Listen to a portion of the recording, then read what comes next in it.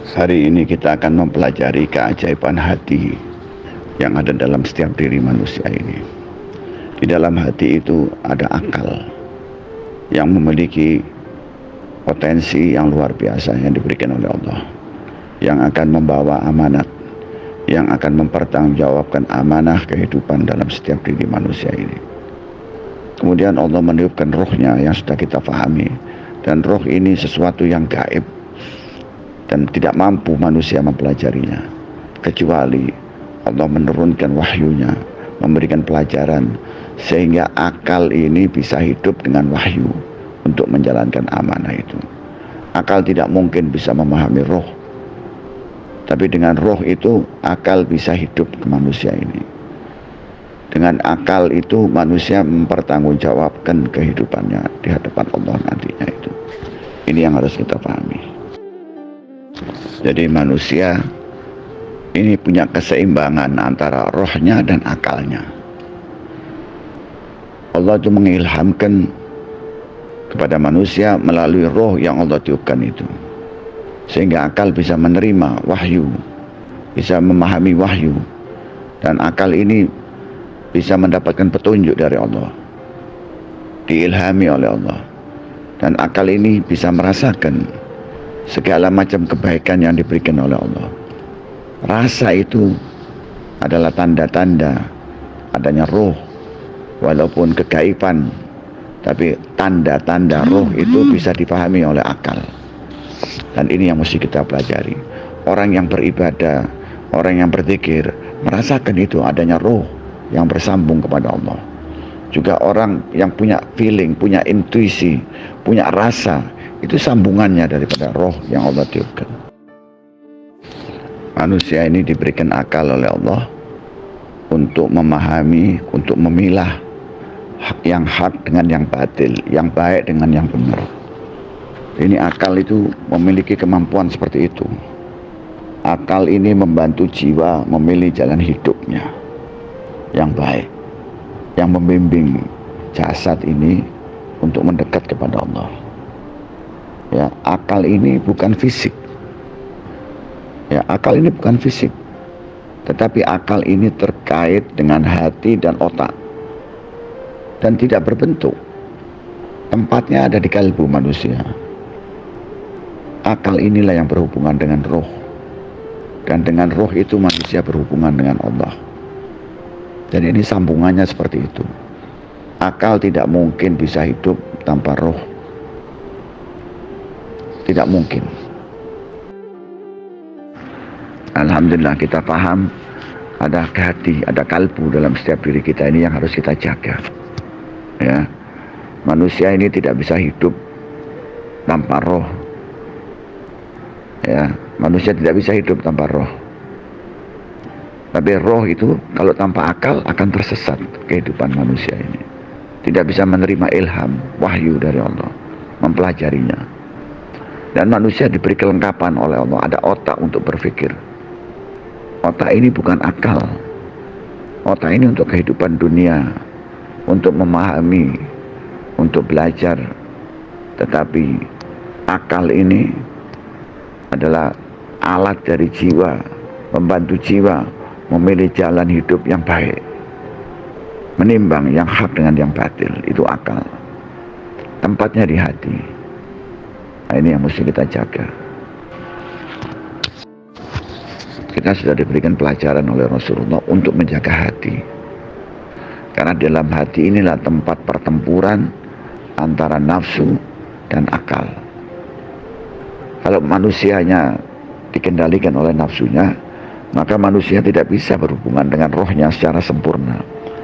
Wahyu dari Allah, ilham dari terhambat, tertutup karena kotoran dari nafsu tadi itu. Dan ini yang harus kita jaga, harus kita bersihkan terus menerus, kita rawat terus menerus. Ya, hati yang kotor, yang nafsunya menguasai diri manusia, maka akalnya tidak berfungsi. Dan kita harus memahami, akal ini bukan otak. Otak itu tempat berpikir, tetapi akal ini tempat kita menimbang yang benar dan yang salah. Kalau penuh dengan kotoran, maka timbangannya salah. Nah, ini yang mesti kita jaga. Jadi akal kita ini diberikan oleh Allah kelebihan, bisa berhubungan dengan roh, bisa mendapatkan ilham, bisa mendapatkan petunjuk dari wahyu. Dan akal ini bisa kita latih. Akal ini bukan otak. Otak ini untuk berpikir, untuk menimbang, untuk kehidupan dunianya. Tapi akal kita ini harus kita jaga. Ada tempatnya iman di situ, ada tempat pemahaman kebenaran di situ. Kebenaran itu meliputi seluruh kehidupan manusia. Pernah kita sampaikan juga bahwa kebaikan belum tentu kebenaran. Ya, kebaikan itu belum itu benar. Karena orang bisa berbuat baik secara manusia, tapi kebenaran itu wahyu dari Allah, dari Rasul Muhammad SAW. Nah, ini supaya kita pahami. Hati manusia ini bisa merasakan kebenaran itu. Ada roh itu bisa merasakan kebenaran. Manusia yang sukses nantinya itu adalah manusia yang bisa menggunakan timbangan akalnya dengan benar. Bukan baik, benar. Artinya ada wahyunya, ada Qur'annya, ada contohnya, ada orang-orang yang bisa kita pelajari, ada sambungannya, ada ilmunya, ada hikmahnya, ada rahasia-rahasianya. Itu fitrahnya manusia pasti tahu. Nah, kemudian manusia harus terus-menerus membersihkan jiwanya dari segala macam kotoran-kotoran hawa nafsu. Terus-menerus, karena kita berada dalam pilihan. Hidup ini pilihan antara yang hak dengan yang batil. Setiap saat kita harus memilih. Yang hak itu artinya orang yang mengingat Allah, yang bersama Allah, yang terus-menerus bersama Allah. Itu yang hak. Adapun selainnya adalah kebatilan. Jadi manusia ini punya fitrah suci dari Allah, suci. Dan di dalam hati kita ini harus kita sucikan. Suci itu artinya bisa membersihkan dirinya dari hawa nafsunya, bisa menguasai hawa nafsunya, bisa mengendalikan hawa nafsunya, bisa memahami kebenaran, ya, tahu persis mana yang benar dengan mana yang batil. Kita sebut batil itu artinya bisa baik, bisa salah di situ jadi satu. Tapi kalau benar pasti benar, hak menurut caranya Allah. Itu ilham dari Allah. Itu fitrahnya manusia. Itu ada wahyunya, ada kalamullah, ada contohnya, ada pelajarannya. Dan akal harus bisa menjadi wasit, menjadi penengah yang seimbang antara kebatilan dan hak. Itu timbangannya di akal. Ini yang harus kita jaga, kita pelajari. Alhamdulillah, kita sebagai umatnya Nabi Muhammad, kita mendapatkan petunjuk dari Rasulullah bahwa dalam setiap diri manusia ini ada segumpal daging. Bukan daging, tapi segumpal daging, kata Rasulullah. Ini ibarat, ini isyarat dari Rasulullah. Ada setiap diri manusia ini ada segumpal daging. Kalau daging ini baik, maka seluruhnya baik.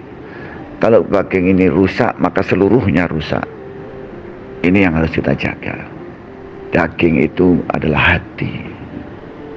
Hati manusia, bukan wujudnya hati semacam jantung atau liver, bukan.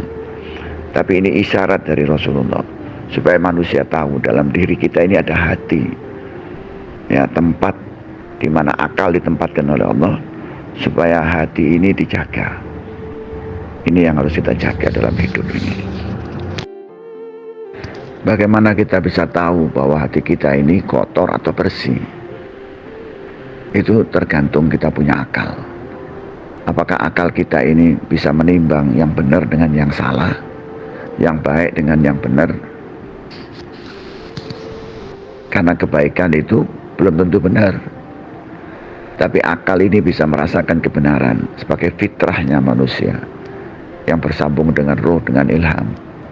Barang baik belum tentu benar. Barang benar pasti baik. Nah, ini yang harus kita jaga. Dan hati yang kotor itu, nafsu itu, kadang membawa kita ke kebaikan, tapi bukan kebenaran. Seolah-olah baik, tapi bukan benar. Nah, ini yang mesti dijaga. Kalau hatinya kotor, bagaimana kita paham hatinya itu kotor? Akalnya tidak berfungsi. Itu artinya kotor, batin kita itu kotor karena akal tidak. Dalam hidup ini, di dunia ini, kita bisa melihat banyak orang berbuat kebaikan walaupun tidak benar. Dan di dalam diri kita sendiri, kita sering berbuat baik, tapi bukan untuk Allah, bukan mengikuti caranya Allah. Ya, orang yang bersedekah umpamanya untuk dirinya sendiri, bukan untuk Allah, itu barang baik, tapi bukan benar, nggak ada manfaatnya. Waktu kita kembali kepada Allah, nggak ada manfaatnya sama sekali. Nah, kebaikan itu beda dengan kebenaran, dan kebenaran itu yang harus kita cari dari wahyu. Dan itu batin kita itu, hati kita itu merasakan itu. Barang baik dan barang benar itu beda. Itu tahu, karena ada ruh di situ. Ruh ini yang tahu kalau barang ini benar, merasakan, ada fitrah. Jadi di dalam setiap diri kita ini ada fitrah yang dari Allah, dari ruhnya yang Allah tiupkan, itu ada fitrah di situ, kesucian. Ini suci, manusia ini asal usulnya suci dari Allah, ada ruhnya Allah di situ. Kemudian akal ini yang membedakan, yang merawat tadi itu. Kemudian ada nafsu yang sering dikotori oleh manusia ini. Dan ini selalu tempat sentralnya perselisihan manusia ini di kalbunya, di hatinya, kata Rasulullah. Kalau kalah, akalnya kalah, maka lalu kotor, batinnya kotor. Dan memang kalau sudah kotor akan terus menerus akal ini dikuasai oleh nafsunya. Nah, ini yang mesti kita jaga, harus kita rawat supaya kita bisa menikmati kehidupan ini dengan benar. Karena di situ ada rasa. Manusia ini bisa merasakan barang yang benar dengan barang yang baik atau barang yang salah. Itu tahu manusia. Ini yang harus kita pelajari.